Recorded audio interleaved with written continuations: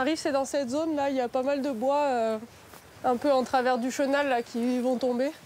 Il y a un peu un tas de branches là derrière qu'il faudrait retirer, ça va finir par boucher. À Barême, Clémentine Samaille, de la Fédération de pêche des Alpes de Haute-Provence, nous emmène à la découverte des adous. Alors un adou, ça s'apparente un peu à un petit ruisseau. C'est une résurgence en fait. Et du coup, on a un chenal qui se crée. Et ça, c'est pas anodin, ça lui confère des caractéristiques bien spécifiques, notamment la température. On est sur une eau souterraine qui sort. En été, du coup, elle va être plutôt fraîche et en hiver, elle va être plutôt chaude.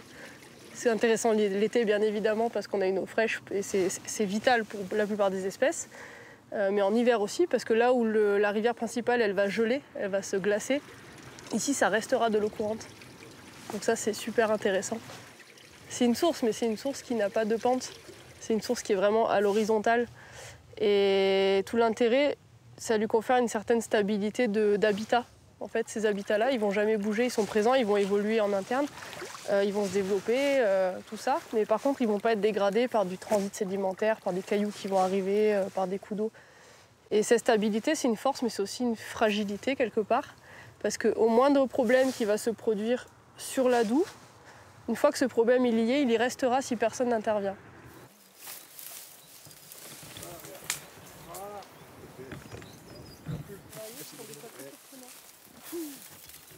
On n'est pas encore sur le stade de l'embâcle, donc de l'accumulation de bois qui va boucher complètement le chenal, mais on n'y est pas loin. On y arrive. On y arrive et du coup, tout l'intérêt de faire cet entretien préventif, de retirer, c'est d'éviter que ça se produise.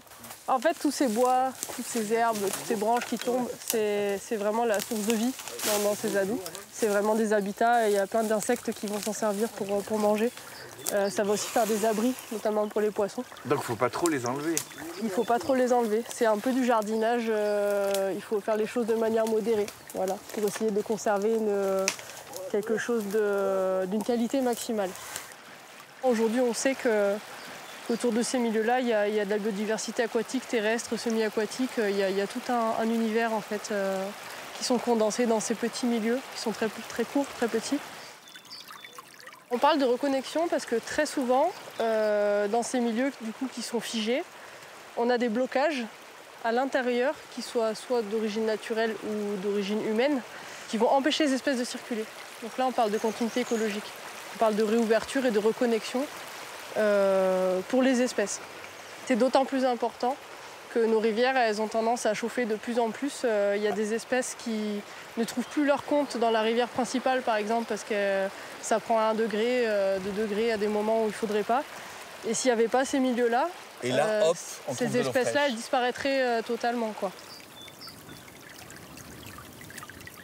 C'est une jolie petite écrevisse à pattes blanches. Bon, elle n'est pas énorme, hein, mais voilà, c'est une écrevisse qui est globalement en voie de disparition dans l'Europe, quoi. Donc c'est très intéressant de l'avoir encore ici. Du coup, tout d'abord, la Fédération de pêche, c'est une association qui gère l'activité pêche, mais pas que. On est agréé au titre de la protection du milieu aquatique. Et du coup, par cet agrément, on a pu avoir des salariés qui sont dédiés à la protection et la préservation du milieu aquatique. On est sur des petits cours d'eau, il n'y a pas vraiment d'enjeu de sécurité des biens et des personnes. Ça veut dire que les autres structures gestionnaires s'en occupent pas forcément.